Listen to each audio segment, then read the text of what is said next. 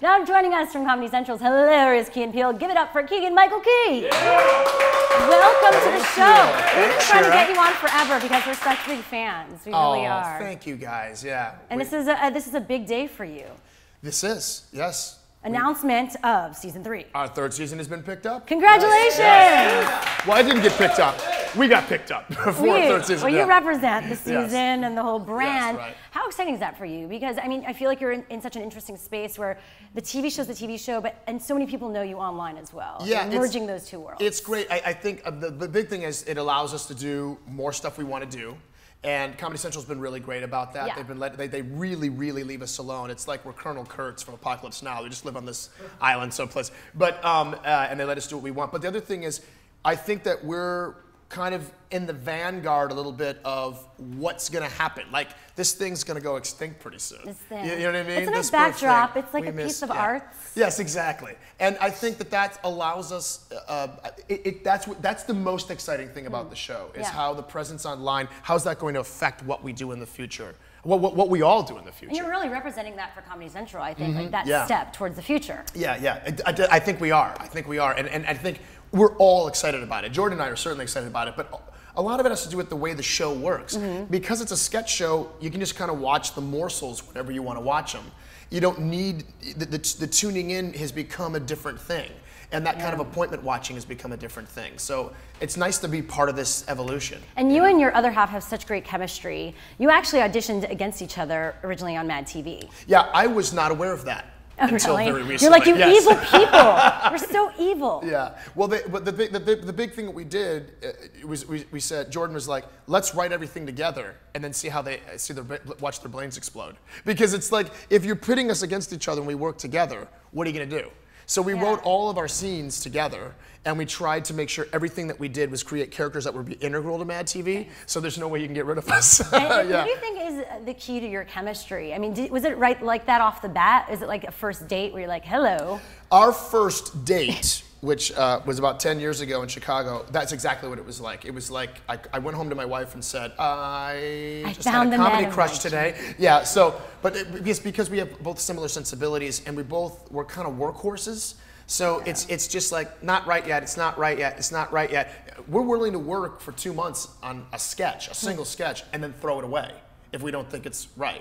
So I think the thing that we found about each other more than anything else was our work ethic. And now 10 years together, but then Key and Peele, when did that all start? That started 2 years ago. Yeah. So I've known him for 10 years. I knew him for about 1.5 years. We worked together for 5. Yeah. Then we kind of went our separate ways for a little bit, and then our manager was like, "You guys want to do a show together?" And I'm like, "Absolutely. Why would we not want to do a show together?" So Key and Peele's been about a little over 2 years. And it just worked. It just worked. Right away. Yeah, I mean, I can't really attribute it to anything other than that we're both extremely non-confrontational guys. So there's not a lot of screaming and yelling and all that kind of stuff. Nice. It's just. You're probably good in a relationship. Yes, wouldn't it? Yeah. I'm totally joking. All right, let's go to the fan chat. Sure. Sure, we have a lot of questions coming in from the fan chat and on Twitter. So if you have a question for me, let me know in the comments. But Kevin would like to know, what comedians inspire you? Me personally, I'm a big fan of a lot of comedic actors. Like Peter Sellers is my favorite actor of all time. Richard Pryor is my favorite. You know, because anybody who has a sense of pathos is really important to me. But I'm also a big fan of my partner and I, both big fans of Martin Lawrence, because Martin Lawrence is kind of like the black Jackie Gleason. He's one of the first African-American comedians who has really allowed himself to be like the butt of all the jokes in a show. So he to us was a trendsetter, and that's always really appealing to us. Yeah. What do you think is the key to your success on YouTube with the digital audience? Why does it work? I mean, and that's very rare for something to be on TV, but then also translate easily online. I think a lot of it has to do with the fact that we try to write lots of levels into our sketches. Some sketches just kind of have one joke and you plow through. Yeah. And then other sketches have a certain level, like 2 or 3 levels. We're like, oh, it's funny because of this, and it's funny because of that, and it's funny because of this. So, unlike television, online, you can keep watching it over and over again and go, no, watch this. Or we try to hide jokes. We try to back end jokes a little bit. So you finish watching the sketch on TV and go, no, wait a minute, what did he just say?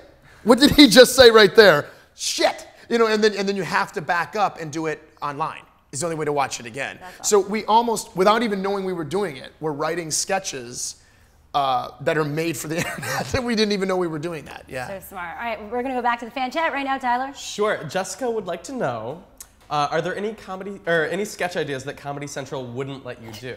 No, really. I mean, I know this is not a sexy answer. Like you want like a kind of a trashy answer. It's more sexy. Like our most famous sketch, they don't. That's awesome. They Very let lucky. us. I mean, you guys, I'm telling you, Comedy Central right now for me is where it's at. Talk about a love affair. We're having a love affair with them. Because they let us do whatever we want to do. They really do. Well, you need to really bring out the real artist and the best in the people that you're working Well, yeah, with. the thing is that they've exercised a lot of trust. They're like, okay, if this is your way of seeing the world and you want to make a very specific, narrow way of seeing the world, and they're like, go for it. It'll probably end up being more universal than you think. And so we all have subscribed to that. You're being authentic to who you are, right? And that's what That's people want all to it watch. is. Lastly, I want to ask you about, you do this YouTube commentary in character, right? Yes, yeah. Oh, Tell yeah, me Van Davion. why did you decide to do this, and what's the story behind that? Van Davion and Mike, Van Davion, Get it right. And Mike, yeah. We wanted to do it because we figured, wouldn't it be funny?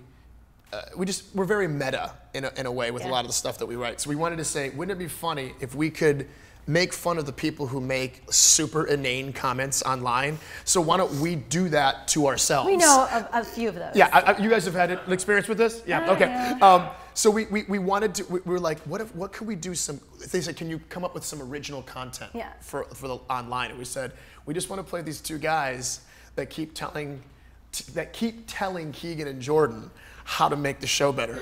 And the only way they do it is all their humor is prurient. So every single suggestion is always about, you know how you could make the show better though? Is if y'all had just had him eating a dick. So everything, their answer to every question is that somebody should be eating a dick, or there should be like dick ninjas, or the ninja should pull a dick sword out, and everything is about dicks. And it was our way of satisfying our childish humor. It's like, let's write really important, smart scenes about race, and then let's talk about dicks. It makes everything better. Makes everything better. It really does. Yeah. Well, here at What's Trending, we want to get the story behind the stories. We're like internet investigators, so we've got some of the internet's favorite Key and Peele sketches lined up, and we want the inside scoop on how all of these videos came together. Our first one today is Obama loses his shit. Look.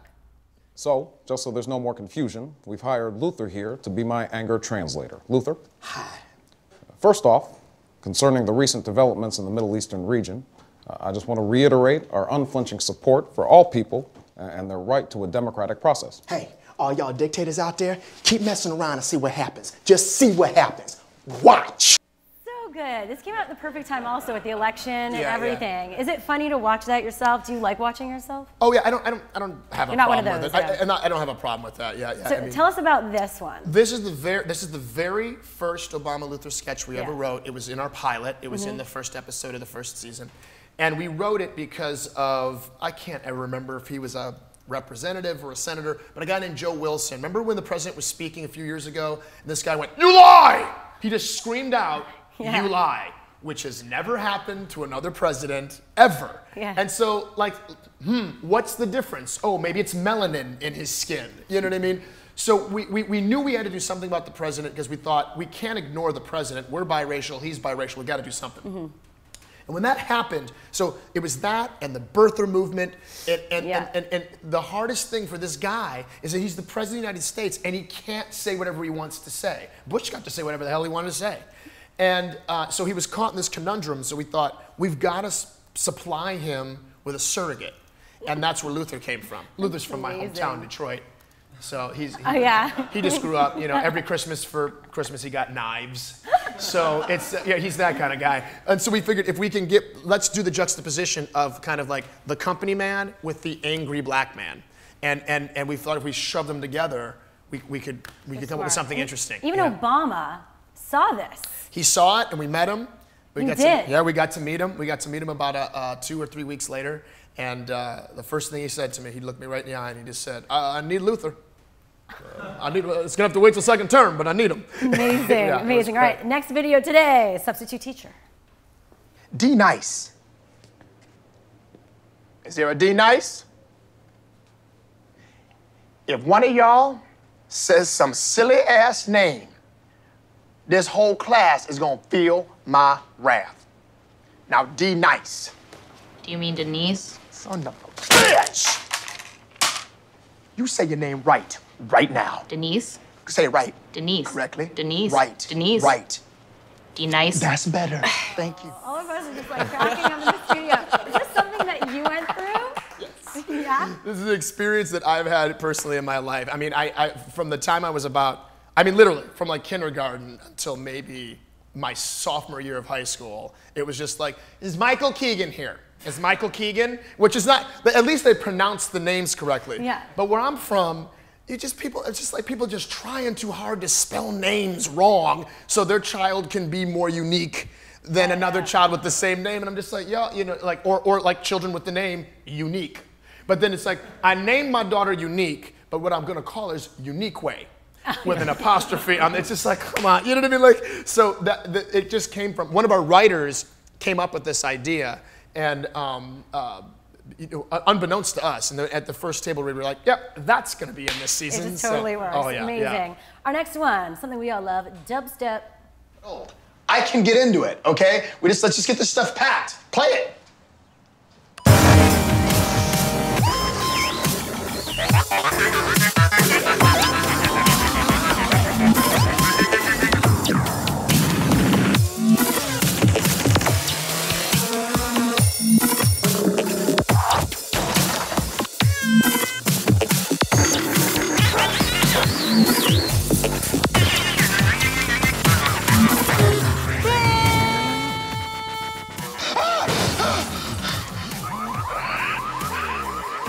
I think I'm getting it! Yeah! Dubstep is basically crack. It's crack. It's Yeah. crack. Dubstep. Jordan played me dubstep for the first time I ever heard dubstep in my life. We were in an airport in Pocatello, Idaho. So that made me mad enough. But then he played me the dubstep, and I just wanted to punch somebody. I was just like, it's just so like, you know. And we came home. We were talking to the writers about it. One of our writers wrote this sketch because it's just it's like 17 musics slammed into one music. Is it music? I don't know. agree. You know. What was someone on when they created dubstep? Right. Exactly. Like yeah. You'd think ecstasy, but it's like ecstasy mixed with Drano. Something that made them aggressive, not just warm, but like, you know. It was amazing. All right, the last one today, East-West College Bowl. For Probin Crux III, South Carolina State University. Leoz Maxwell Gillios, East Carolina University. Javaris and Lamar, University of Middle Tennessee. Devoyne Showerhandle, University of Southern Mississippi. Hingle McCringleberry, Penn State University. Le Carpetron Duke Marriott, Florida Atlantic University. The Dinklage Morgan, University of South Florida. Oh, amazing. I mean, these one of those things like you write it and then it just executes as well when you shoot it. Yes, yeah. In this one in particular, I think we knew it was. We've always felt good about this one, and then the stamp of approval that you always need for a scene like this is when we were doing our live tapings and we were doing our rehearsal, and you show it, and every single member of the crew laughs. If the crew laughs, you got a hit. Oh, yeah? Yeah. And it was just something. I'm obsessed with names because I have a weird name. So I'm obsessed with names. And then I came to work one day and it was like a Christmas present. Jordan just like, and he wrote it. Hey, take a look at this. I just kind of put down a draft. And I'm like, okay, genius. So he just wrote this draft of the script. And really what you see on this video is pretty close to what he wrote in the script the very first day. Are you cracking up when you're shooting that? Oh You're yeah. like, Everybody, we were having a blast. It's got to be like one of my favorite things I've ever done in my entire career. That's it's so much awesome. fun. Well, yeah. this has been a blast. Thank you so much. Thank you guys so much. Keegan-Michael Key, that's his name. The second season finale of Key&Peele airs tomorrow night on Comedy Central. Check it out. Follow him on Twitter at Keegan M. Key. Also, they're on YouTube, of course. All it's over the online place. all the time, folks.